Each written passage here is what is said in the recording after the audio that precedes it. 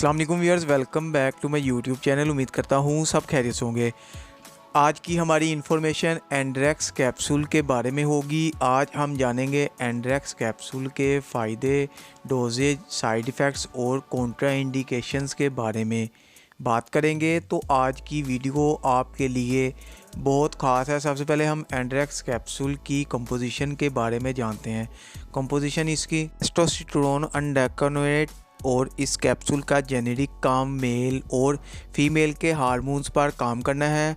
जिन viewers ने अभी तक हमारे चैनल को सब्सक्राइब नहीं किया तो सब्सक्राइब कर लें और वीडियो को लाइक और शेयर ज़रूर करें। अब तफसील से जानते हैं एंड्रेक्स कैप्सूल के फ़ायदे और जानते हैं किन किन मकासद में इसका इस्तेमाल कर सकते हैं।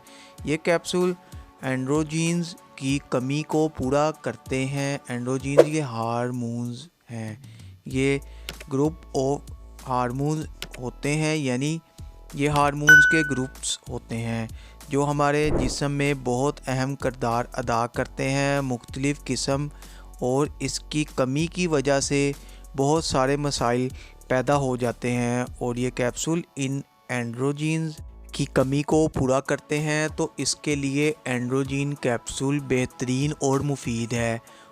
और इसके अलावा ये कैप्सूल हाइपोगोनाडिज्म मेल के लिए इस्तेमाल किए जाते हैं। इसमें यह होता है कि मेल के जिनसी हार्मोन्स कब पैदा होते हैं, यानी जो 6 हार्मोन्स होते हैं वो कम पैदा होते हैं और ये बाज़ लोगों में पैदाइशी भी होते हैं और किसी ज़ख़म और हादसे की वजह से भी ये हाइपोगोनाडिज्म की बीमारी जन्म लेती है। यानी जो जिनसी हार्मोन्स होते हैं, यानी 6 हार्मोन्स होते हैं, वो कम हो जाते हैं। तो इस कमी को पूरा करने के लिए एंड्रेक्स कैप्सूल का इस्तेमाल करना बेहतरीन और मुफीद है। और इसके अलावा ऑस्टियोपोरोसिस के लिए ये कैप्सूल इस्तेमाल कर सकते हैं। ऑस्टियोपोरोसिस ये हड्डियों की बीमारी होती है। इसमें यह होता है कि हड्डियां कमज़ोर हो जाती हैं और इनमें फैक्टर पैदा हो जाता है और हड्डियां आसानी से टूट जाती हैं।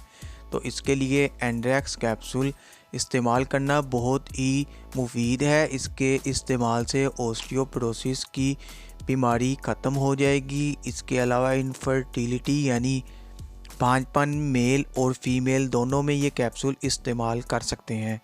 इस बीमारी में ये होता है कि मेल में जो जिनसी अज़ा के मसाइल की कमज़ोरी होती है, तो इसके लिए भी ये कैप्सूल इस्तेमाल कर सकते हैं। इस कैप्सूल के इस्तेमाल से जिनसी अज़ा की कमज़ोरी ख़त्म हो जाएगी। ये थे इस कैप्सूल के फ़ायदे। अब जानते हैं इस कैप्सूल के साइड इफ़ेक्ट्स।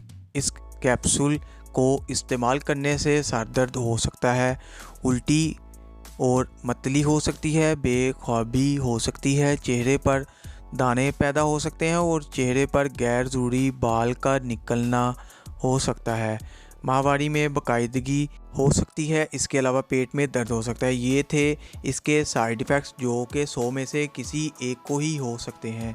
अब बात करते हैं कौन लोग इसका इस्तेमाल नहीं कर सकते हैं। हमल में इस्तेमाल ना करें, कैंसर के मरीज़ इस्तेमाल ना करें, दूध पिलाती माएँ इस्तेमाल ना करें, जिगर के मरीज़ वाले इस्तेमाल ना करें, गुर्दे के मरीज़ इस्तेमाल ना करें। इसके अलावा वो लोग जो इसकी कंपोजिशन से एलर्जी रखते हो वो इस्तेमाल ना करें। अब बात करते हैं कैसे इसका इस्तेमाल करना है। एक कैप्सूल रोज़ाना दिन में 1 टाइम इस्तेमाल करें, वो भी खाना खाने के बाद।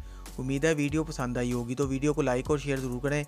चैनल को अभी तक सब्सक्राइब नहीं किया तो चैनल को सब्सक्राइब कर लें, बेल के बटन को प्रेस करना ना भूलें ताकि नेक्स्ट वीडियो की नोटिफिकेशन आप तक बआसानी पहुँच सके। शुक्रिया, अल्लाह हाफिज़।